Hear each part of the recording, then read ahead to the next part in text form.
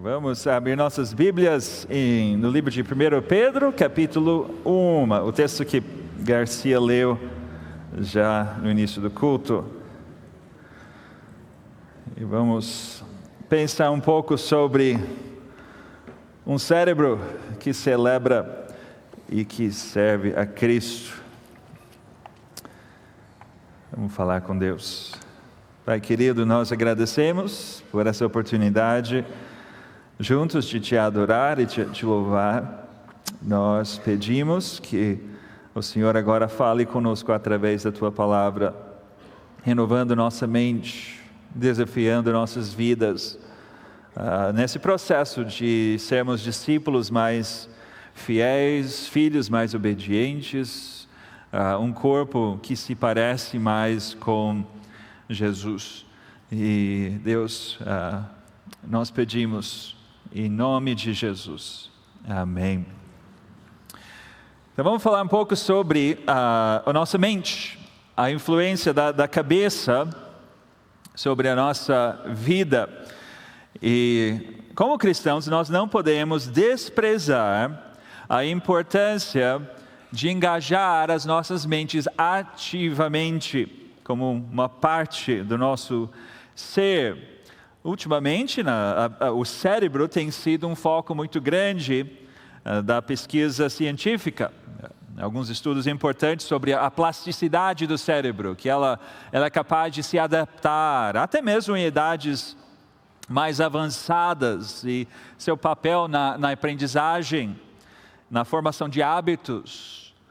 Ultimamente, a questão do sistema de recompensas do cérebro, a liberação de dopamina tem sido um foco de muita pesquisa. A Bíblia nos lembra que nós somos muito mais do que um cérebro.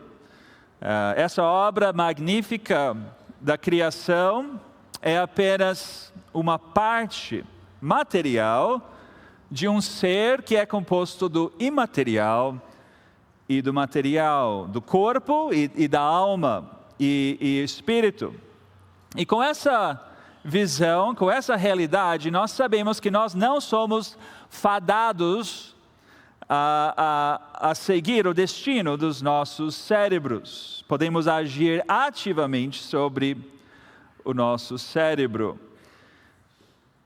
E ao mesmo tempo sabemos o quanto que nós lutamos com o nosso cérebro, o quanto que nós somos vulneráveis. E como efeito da queda, o pecado faz estragos sobre o nosso corpo, incluindo o cérebro, que às vezes não funciona como deveria funcionar. E também tem pessoas ativamente mirando os nossos cérebros. Vi que uma pesquisa do ano passado que o brasileiro em média gasta mais que 9 horas por dia na internet. E, em média, 3 horas e 37 minutos todos os dias nas mídias sociais. Quem já sentou e pegou seu celular, entrou numa mídia social, talvez YouTube, o TikTok, o Instagram, e aí foi indo, ou assim, né? E aí você percebeu que passou 2 ou 3 horas fazendo absolutamente nada de proveitoso na sua vida. E na maioria das vezes em contato com conteúdos que apelam para o sexo, para a ira, para a comparação com os outros, para a ganância. E talvez você até sentiu que você nem estava no controle de você mesmo. Mas esses programas são feitos justamente para conquistar o seu sistema de recompensas do cérebro, a fim de escravizar pessoas, para ficar mais tempo. E claro, eles querem vender seus olhos, vender seu tempo para pessoas que querem vender produtos. E você, na verdade, é o produto que esses programas estão vendendo. E os efeitos das mídias sociais são especialmente danosos para as crianças e adolescentes, com seus cérebros em formação. Tem um grupo cada vez maior de pessoas que estão dizendo não existe uma medida saudável do uso das mídias sociais para as crianças e adolescentes. É bom não se envolver com isso numa idade mais tenra. Então sabemos que o cérebro é uma obra maravilhosa de Deus, uma engenharia incrível, algo muito potente, mas também sabemos que nosso cérebro é um terreno constantemente disputado. E o texto que nós vamos examinar hoje vai falar que somente é possível viver uma vida cristã plena, engajando ativamente a nossa mente, o nosso entendimento, com a esperança, com o conhecimento que acompanham o Evangelho de Jesus Cristo. Tem aqui a grande ideia hoje. Obediência e santidade do cristão dependem de uma mente ativamente dominada pela esperança, conquistada pela verdade e repleta dos saberes do Evangelho. E para o cabine, eu acho que eu não estou conseguindo passar aqui, vocês me ajudam ali, obrigado. Então vamos para o primeiro ponto, o versículo 13 do capítulo 1 de Pedro. A mente dominada pela esperança. É o dever do cristão preparar e controlar sua mente a fim de que a esperança da volta de Jesus tenha a prioridade máxima. Diz assim a palavra de Deus, versículo 13. Por isso, preparando o seu entendimento, sejam sóbrios e esperem inteiramente na graça que lhes está sendo trazida na revelação de Jesus Cristo. Essas palavras aqui começam com as palavras por isso, ou talvez em outras versões, portanto, que arremete ao contexto anterior, os versículos que vêm antes. E esses versículos antes vão falar sobre a maravilha do Evangelho, revelado através dos profetas, pregado no poder do Espírito Santo, o Evangelho da salvação em Cristo Jesus. Então, diante desse Evangelho, diante dessas verdades, desse plano eterno de Deus, como devemos viver? E temos uma ordem aqui, um imperativo. Esperem inteiramente. Esperem inteiramente na graça que lhes está sendo trazida na revelação de Jesus Cristo. O que é isso? Na volta de Jesus. Quando Jesus se manifestar visivelmente, fisicamente, em glória, na sua volta, e traz vitória, libertação para todos aqueles que nele esperam, vida eterna. E se nós vamos esperar inteiramente, que isso domine a nossa esperança, duas coisas são necessárias. Primeiro, preparando seu entendimento. É literalmente uma expressão, acho que na área é assim, cingindo os lombos do seu entendimento, ou da sua mente. E a gente pode imaginar uma pessoa como se vestia naquela época, com uma túnica longa, e para essa pessoa, para fazer qualquer trabalho, ou para correr, ou até lutar, ou competir, essa pessoa tem que levantar um pouco a túnica, amarrar em volta da cintura, é como se fosse uma bermuda, para poder correr e se movimentar livremente. Em Êxodo capítulo 12, versículo 11, Deus falou para o povo de Israel, prestes a sair naquela noite da Páscoa, comem a Páscoa com suas túnicas amarradas, preparem-se para mexer, para se movimentar. E essa é a alusão ali, falando agora sobre a nossa mente, a nossa cabeça. Prepare sua mente para a ação, para pensar.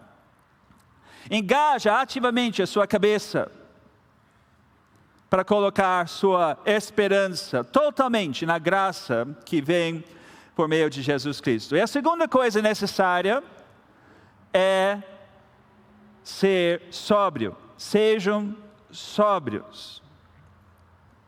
Obviamente, quando a gente pensa em ser sóbrio, é não ser embriagado. Ter a sua cabeça, sua mente sob controle. dominado pelo domínio próprio, uma cabeça no lugar. Agora, isso não é uma visão passiva sobre nossa mente, é uma visão ativa. Nós precisamos ativamente preparar o nosso cérebro, engajar a nossa mente, controlar a nossa mente. E o que deve dominar a nossa cabeça é a esperança na graça que há em Jesus Cristo. A importância da esperança na sua mente, no seu pensamento, no seu entendimento. Paulo fala de 3 coisas essenciais para a vida cristã: fé, esperança e amor. Fé, a nossa crença e confiança no Evangelho. O amor, a prática do amor pelos outros.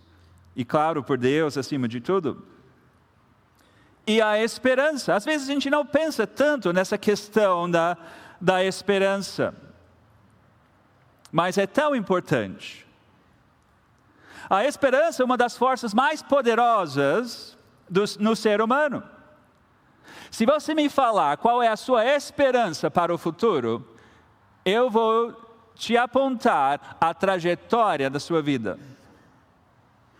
A sua esperança é talvez a coisa mais importante sobre a sua vida. Algumas pessoas não têm esperança. Talvez as suas esperanças são devaneios, talvez muito tímidos. Longe de serem certezas, os planos concretos na sua vida. Eu penso em talvez fazer isso, mas talvez não dê certo. E uma pessoa sem uma esperança certa, essa pessoa fica sem rumo, sem direção para a sua vida. Fica perdida. A esperança é como ter um alvo para a sua vida, no seu futuro. E a Bíblia diz: esperem inteiramente na graça que lhes está sendo trazida na revelação de Jesus Cristo.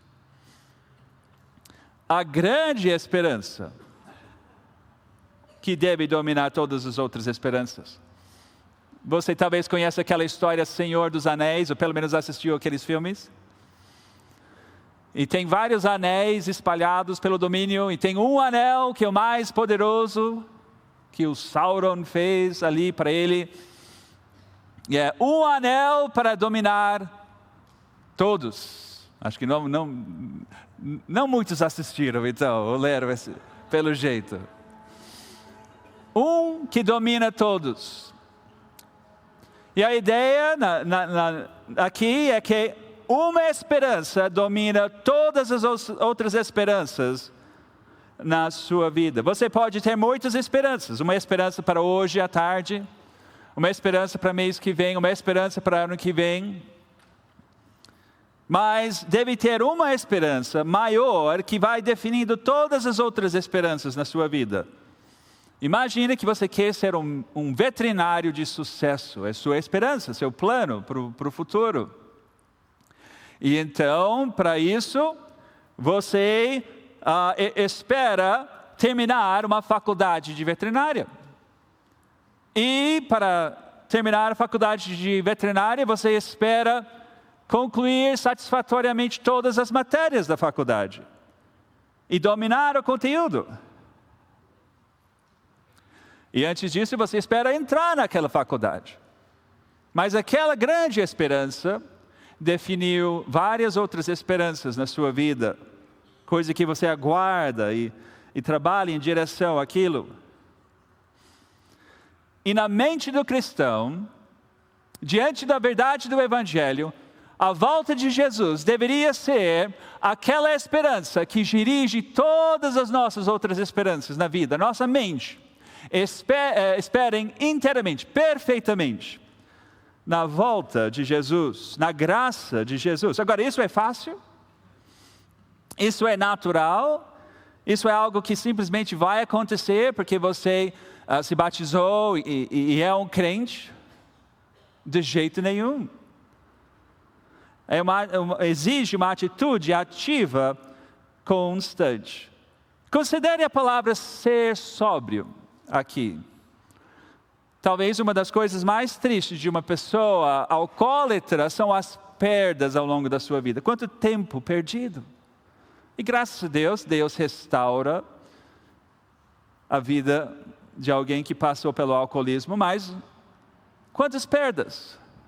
Quanto tempo da vida que talvez podia ser mais presente com a família, talvez podia ter investido mais nos filhos, numa idade que precisavam, podia ter curtido mais o casamento, podia ter investido mais no trabalho, aquele dinheiro que foi para a bebida, o que deixou de ganhar por causa do vício, deixou de ser investido em algum reparo na casa, o investimento que poderia ter feito diferença. Por viver embriagado, perdeu tempo. E um alerta para o cristão, porque enquanto vivemos embriagados, com nossa cabeça ocupada com outras coisas, outras esperanças, talvez a amargura, a esperança que o outro pague o que me deve, talvez a mentalidade da impureza, dominada pelo pensamento impuro e alimentada talvez pela pornografia, talvez a mente dominada pela esperança do materialismo, tão dominado pela próxima compra e conquista material. Talvez dominado pelo hedonismo, a busca pelo prazer do momento. Talvez é dominado pelo que os outros vão pensar de mim. Eu quero agradar os outros, eu quero que os outros me admirem. E essa esperança dominando sua cabeça. É como uma pessoa que vive embriagada e perde o tempo do serviço ao Senhor, de vitória na vida cristã, de eficácia no ministério. Mas quando Jesus e sua volta domina sua mente, quando é sua maior esperança e todas as outras esperanças da sua vida vêm encaixando embaixo disso, e você conquistou isso com uma mente sóbria, preparada, você vai ter proveito no seu dia a dia e no serviço ao Senhor. Você não vai perder tempo.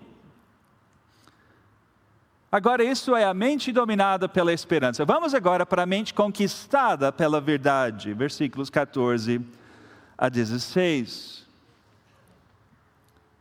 Como filhos obedientes, não vivam conforme as paixões que vocês tinham anteriormente, quando ainda estavam na ignorância.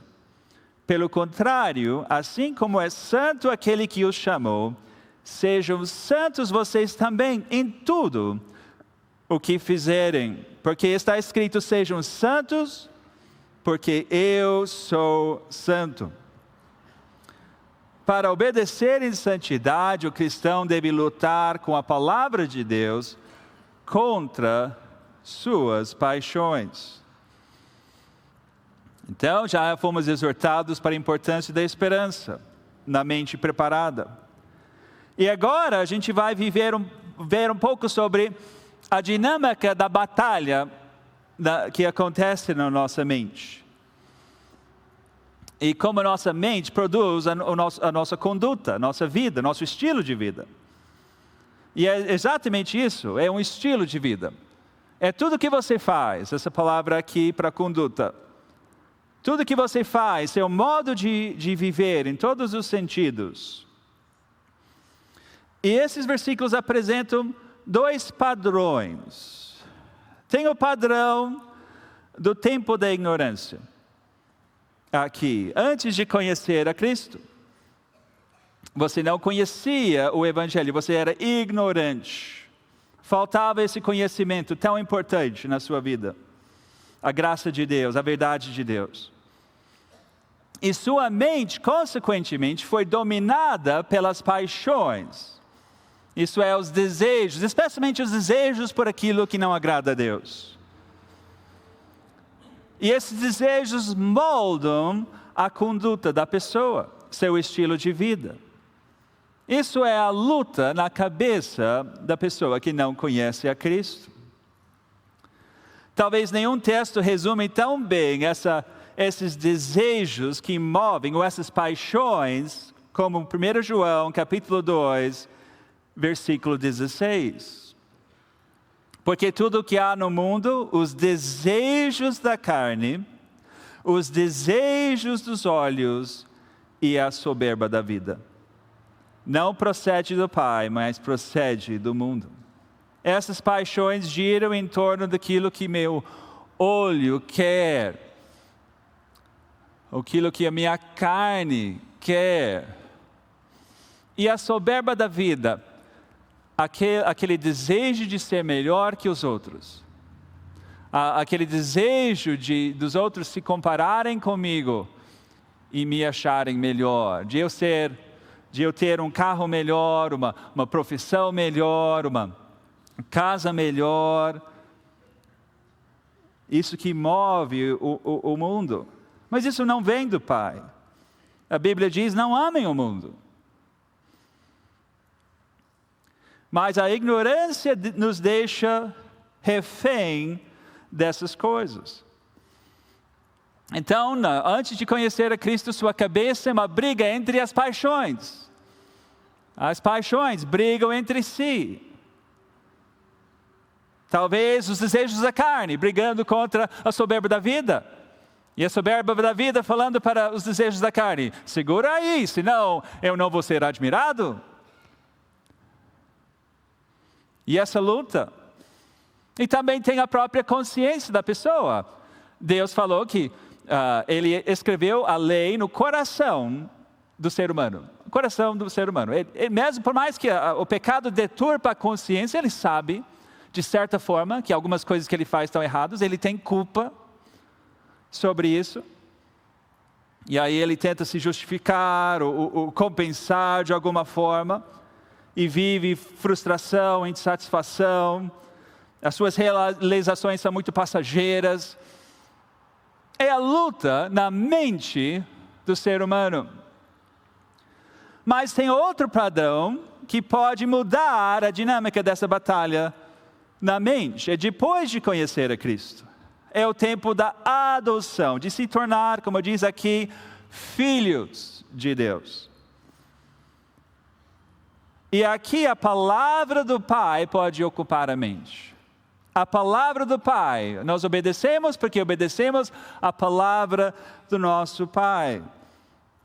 E é claro que o Espírito Santo já entrou nessa vida. Há novas motivações, novos desejos. E as antigas paixões ainda clamam dentro do Filho de Deus. Isso não parou. Você ainda vai lidar com os desejos da sua carne, os desejos dos seus olhos, a soberba da vida. Ainda está dentro de você e certamente no mundo ao nosso redor. Mas nós somos chamados à obediência ao nosso Pai. Nosso Pai é santo, Ele nos chama à santidade. Sejam santos porque eu sou santo. E Deus nos separou para si, para viver em perfeição moral. E a gente sabe que a gente vai ter nossas lutas, o pecado está presente em nossa vida, infelizmente nessa vida. Mas nós somos chamados para sair desse sistema e viver pureza, santidade, junto com o nosso Pai. Então travamos a batalha. A batalha começou, de fato. Na sua mente, há agora uma batalha mais justa, porque as paixões não precisam nos dominar. As paixões não são a única voz clamando dentro de nós.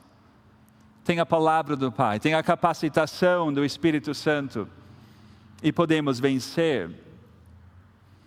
Mas é claro que quando pensamos na nossa cabeça, isso exige, mais uma vez, uma ação ativa. Pensa na sua vida, ultimamente. Na última grande compra que você fez, o que motivou essa compra? Foram as suas paixões? Ou foi um ato de obediência a Deus? Deus, essa compra para o Senhor. Estou vivendo como filho obediente nessa compra que eu fiz aqui. Pensa naquilo que mais te dá prazer. É a satisfação simplesmente de uma paixão, ou é algo que você pode receber com gratidão a Deus? E às vezes, a gente sabe, por exemplo, uma boa refeição. A Bíblia diz que isso é bênção. Isso satisfaz, sim, a nossa carne, mas é para ser recebido com gratidão a Deus, como receber o privilégio de Deus. A relação sexual dentro do casamento é uma bênção de Deus. E Deus nos criou para viver no mundo material. Deus não nos chama para o asceticismo, né? Para machucar os nossos corpos necessariamente. Mas o que motiva paixões ou obediência? Estava lendo recentemente um livro que o Davizinho me indicou, A Busca da Santidade, do Jerry Bridges. Muito bom esse livro, recomendo. E nessa questão de obediência, ele dá uma boa dica para nós que queremos viver em santidade. Ele fala assim, às vezes a gente fala do nosso pecado como uma luta, um problema, uma dificuldade que eu tenho, um vício que eu tenho. E ele encoraja o cristão, não fala mais assim. Fala, eu estou em desobediência nessa área. Eu estou desobedecendo a Deus. Traz mais clareza para o nosso pecado. Todos os nossos atos devem ser de obediência ao nosso Pai. Se alguma coisa está fora do padrão, reconheça, meu irmão. Eu estou desobedecendo ao meu Pai nessa área, mas eu quero obedecer. Pai, eu te desobedeci hoje. O Senhor falou isso, eu fiz aquilo. Eu confesso. Me ajuda. E é claro, santidade, esse processo de santidade, obediência à palavra, deve dirigir todo o nosso discipulado. Você que está discipulando alguém. Esse processo é levar uma vida de obediência em todas as áreas da vida. Tem um irmão aqui da igreja que faz discipulado bastante em Efésios capítulo 4. Quantos princípios muito práticos de obediência ali. E claro que devemos orar pela santidade da PIBA, da nossa igreja, dos nossos irmãos. Falamos da mente dominada pela esperança, falamos da mente conquistada pela verdade. Agora vamos falar da mente repleta dos saberes do Evangelho. Uma mentalidade transformada pelo Evangelho se ocupa com verdades que promovem uma seriedade de vida. Versículo 17 até 21. E se vocês invocam como Pai aquele que sem parcialidade julga segundo as obras de cada um, vivam em temor durante o tempo da peregrinação de vocês, sabendo que não foi mediante de coisas perecíveis, como prata, o ouro, que vocês foram resgatados da vida inútil que seus pais lhes legaram, mas pelo precioso sangue de Cristo, como de um cordeiro sem defeito e sem mácula. Ele foi conhecido antes da fundação do mundo, mas foi manifestado nesses últimos tempos em favor de vocês. Por meio dele vocês creem em Deus, o qual ressuscitou dentre os mortos e lhe deu glória, para que a fé e a esperança de vocês estejam em Deus. Vimos a esperança, vimos sobre a batalha. Agora, o que deve ocupar a nossa mente? Lendo esses versículos, a gente pode talvez pensar um pouco melhor através de uma situação fictícia. Vamos imaginar que tem um país muito pobre, no processo de desenvolvimento, e eles identificam um jovem promissor ali. E ele vai ser um bolsista, e eles vão mandar ele para uma universidade de elite na Europa. Ele até então trabalhava na oficina do seu pai, fabricando e consertando charretes. E eles vão investir na vida dele um valor que seria equivalente a mais que o que 10 famílias da sua aldeia vão ganhar no ano inteiro. É muito alto, muito precioso para aquele país tão carente. E ele vai se especializar numa área de tecnologia que pode mudar o rumo do seu país. E é claro que eles esperam dele dedicação absoluta nos estudos. Excelentes notas. E quando ele voltar, ele vai prestar contas diretamente para o presidente daquele país. E nessa escola, nessa universidade, talvez enquanto seus colegas de classe estão se dando o luxo de ir em festas e se socializar bastante, ele tem uma atitude diferente. Ele tem uma satisfação enorme onde ele está, mas ao mesmo tempo, como diz aqui na palavra de Deus, um grande temor. E 5 coisas ocupam a mente desse jovem. Ele sabe, esse país não é o meu lar, eu estou aqui somente de passagem, com um propósito. 2, tudo que eu faço, eu irei prestar contas. 3, um recurso precioso foi investido em mim e eu não posso desprezar. 4, eu não posso ser mais um fabricante de charrete. Minha vida vai mudar, minha vocação vai mudar. E 5, eu faço parte de um projeto muito maior do que eu. E a gente vai ver que essas 5 coisas aplicam a vida do cristão aqui. Versículo 17, temor diante do juiz durante seu exílio. E se vocês invocam como Pai aquele que sem parcialidade julga as obras de cada um, vivam em temor durante o tempo da peregrinação de vocês. Eu vou prestar contas para tudo que eu faço na minha vida diante de Deus. Eclesiastes 12:14, porque Deus há de trazer juízo todas as obras, até as que estão escondidas, que sejam boas, que sejam más. Todas as coisas eu vou prestar contas para Deus. Em Apocalipse fala sobre livros que vão ser abertos. O livro que conta sobre sua vida, sobre seus atos, sobre suas palavras. Por que não também sobre seus pensamentos e motivações?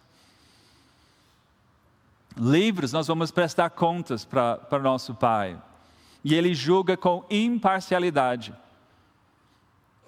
Ainda bem que Apocalipse também diz que vão ser aberto outro livro, o livro da vida.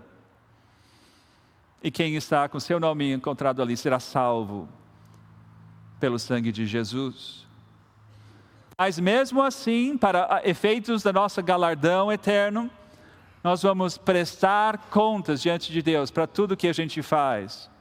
Vamos ter que dar um relatório para nosso Pai. Vivam em temor. E a realidade é que eu estou de exílio aqui. Tempo de exílio. Pedro gosta muito dessa ilustração do povo saindo do Egito em peregrinação, de uma viagem, de ser um povo que não está em casa ainda. Estamos indo para o nosso destino eterno. Ele chama os crentes no 2:11 de peregrinos e forasteiros nesse mundo. Então eu vivo de forma diferente. Que se abstenham das paixões carnais que fazem guerra contra a alma, Pedro diz ali. Versículo 18 e 19 vão falar da preciosidade do preço da nossa redenção aqui. Sabendo que não foi mediante coisas perecíveis, como prata ou ouro, que vocês foram resgatados da vida inútil que seus pais lhes legaram, mas pelo precioso sangue de Cristo, de um cordeiro sem defeito e sem mácula. Deus me tirou de uma vida. Uma vida, aqui diz, um legado inútil, falando de um legado de uma vida espiritual dos meus pais. Isso é especialmente marcante nos crentes de primeira geração. Seus pais talvez podiam ser um exemplo de muitas coisas, mas a sua vida espiritual era inútil, não levava a vida eterna. Não levava um relacionamento com Deus. Só caminhava para a perdição e para o juízo. Interessante que historicamente no Brasil havia muito a questão de uma mistura religiosa, ou até a questão do fingimento religioso, de fingir ser um católico, vamos dizer. Os escravos vieram da África com seus conceitos religiosos, espirituais. Os índios, os indígenas também com seus conceitos do mundo espiritual. E receberam dos portugueses e às vezes dos espanhóis um catolicismo romano por si um pouco mais místico. E qual foi o resultado? Santos católicos que se misturam com deuses e espíritos das religiões afro-indígenas. E de repente essa conversão nem foi de coração, foi fingido, talvez porque havia uma ameaça à violência, ou talvez porque era oferecido algum bem material para se converter, e vivem nessa mistura. Mas Deus, ao nos comprar com o precioso sangue de Jesus, não através de moedas, o dinheiro, ou até ameaças, Ele dá seu Filho para nos resgatar, nos tirar de uma vida, tirar de um legado. E não somente em relação às nossas práticas de culto, mas todos nossos valores, todas as nossas práticas. Eu não posso ser o que eu antes era. Eu sou uma nova criatura, um filho de Deus. Eu não posso simplesmente repetir a vida que meu pai vivia e meu avô vivia. Os meus antepassados viviam. Preciso começar de novo. E certamente eu não posso vir na igreja e fingir para o Padre Abimael, Padre Ricardo, que eu sou alguma coisa que eu não vivo de segunda a sábado, na minha casa. O que adianta? Você foi comprado pelo sangue de Jesus, para te tirar de uma vida, de umas práticas, de uns hábitos, de um estilo de vida, e para viver algo novo. Reconsidere tudo, reconsidere seus gostos musicais, reconsidere. Seu time de futebol pode reconsiderar isso? Reconsidere. Reconsidere seu entretenimento. Reconsidere sua palavreada. Reconsidere tudo. Reconsidere as práticas que você recebeu da geração anterior. Sua redenção foi preciosa. E considere, ocupe sua mente com a grandeza do projeto de Deus. Versículo 20 e 21, ele foi conhecido antes da fundação do mundo, mas foi manifestado nesses últimos tempos em favor de vocês.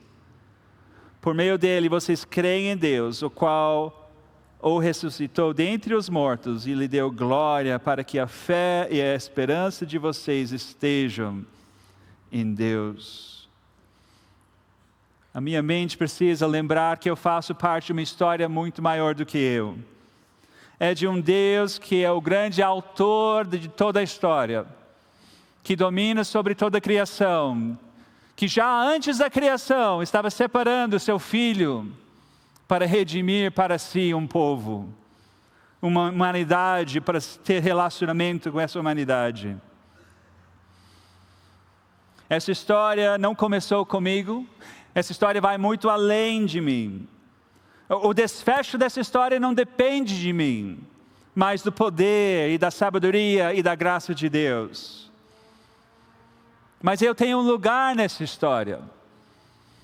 Meu lugar é um lugar de bênção, é um lugar de salvação, é um lugar de favor, é um lugar de libertação, é um lugar de vida, vida abundante, vida eterna, amizade com Deus, relacionamento com Deus.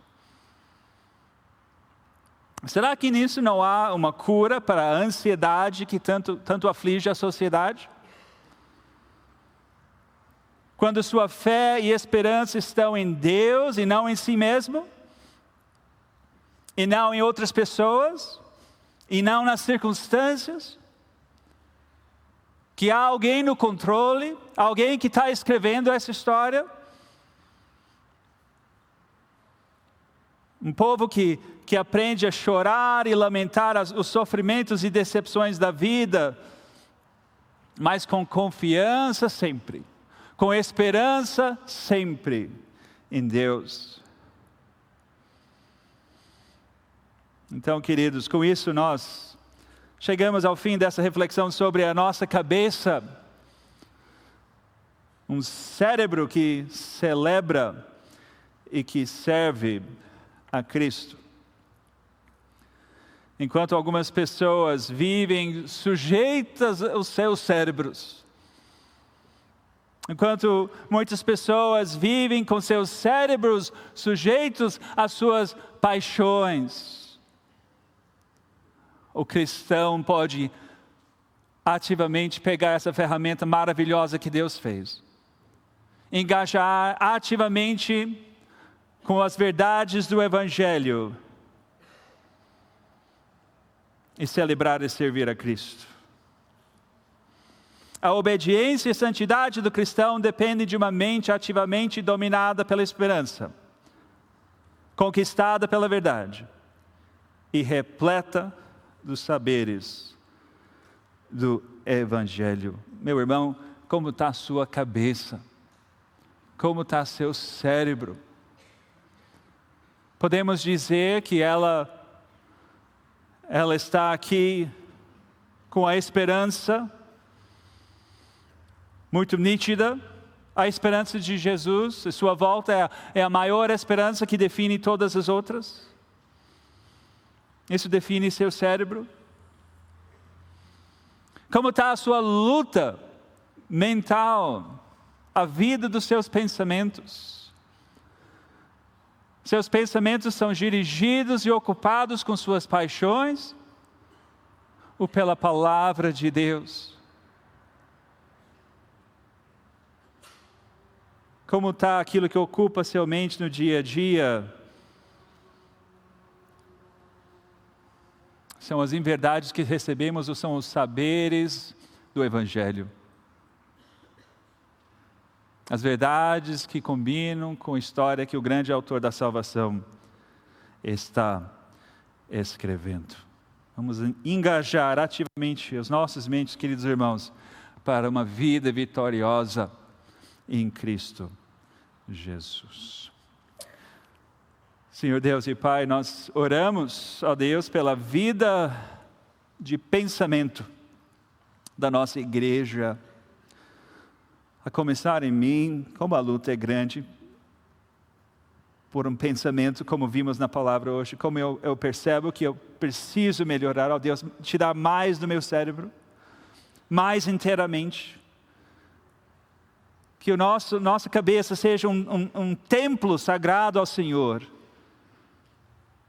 onde Deus, o Senhor ocupa, onde a verdade ocupa, e onde estamos preparando e agindo para um estilo de vida que agrade ao Senhor em santidade. Ó Deus, mude, renove a nossa mente. É o que oramos em nome de Jesus. Amém.